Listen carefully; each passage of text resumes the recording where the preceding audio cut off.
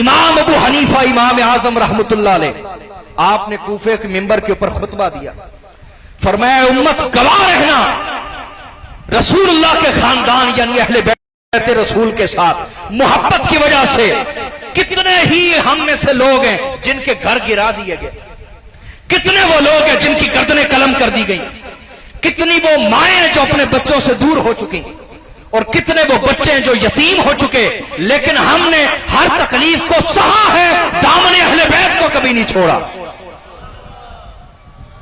अहले सुन्नत सदात के साथ बेअदबी करने वाले नहीं कहलाते, अहले सुन्नत सदात के साथ हिक़्द और हसद करने वाले नहीं कहलवाते। याद रखिए, मेरी बात समझ रही है नहीं? तमाम आइमा अहले सुन्नत की जिंदगी पढ़िए, मैं बतौर तमसील चंद बातें अर्ज कर दूं। हजरत इमाम अबू हनीफा रहमतुल्लाह अलैह इमाम आजम है, अहले सुन्नत में माने जाते हैं।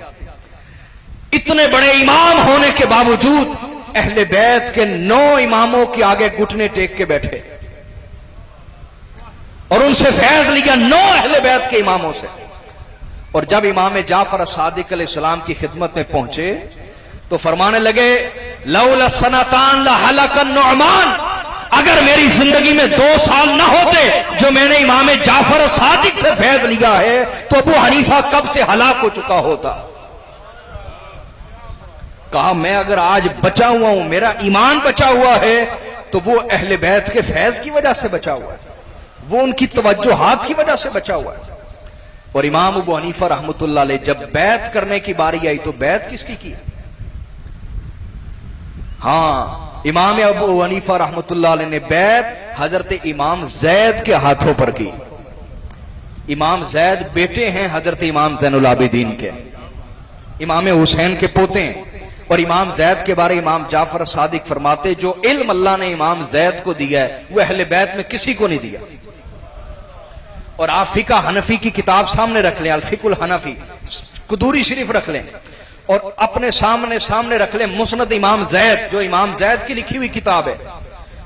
इमाम जैद की लिखी हुई जो किताब है किबला सदात मौजूद है, मुस्नद इमाम जैद, वो पूरी किताब जो आप लेके आए हैं उसमें जितनी हदीस लाए हैं वो बयान करते हैं कि मैंने अपने वालिद इमाम ज़ैनुल आबिदीन से सुना, उन्होंने अपने वालिद गिरामी इमाम हुसैन से या अपने ताया जान इमाम हसन से सुना, उन्होंने अपनी वालिदा गिरामी सैयदा फातिमा से या वालिद गिरामी हजरत मौला अली अल मुर्तजा से सुना, उन्होंने रसूलुल्लाह से सुना।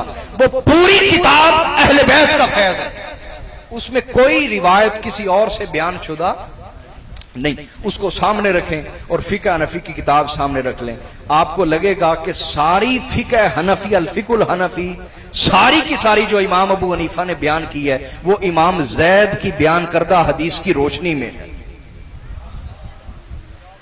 ये उनकी मोहब्बत अहले बैत के साथ। और जब इमाम जैद लड़ने के लिए मैदान में आए हिशाम बिन अब्दुल मलिक के खिलाफ, तो जानते हैं इमाम अबू हनीफा ने क्या फतवा दिया? कहा आज जो आले रसूल का साथ देगा अल्लाह उसे वही अजर देगा जो ग़ज़वे बदर में रसूलुल्लाह के साथ शिरकत का अजर मिला था। इमाम अबू हनीफा ने यह फतवा दिया, उसी वजह से आपको जेल डाला गया, उसी वजह से आपको सजाएं मिलती रही, रसूलुल्लाह के खानदान के दिफा की वजह से, आले रसूल से मोहब्बत की वजह से। और इमाम अबू हनीफा का जनाजा जेल से उठा अहले बैत की वफा की वजह से।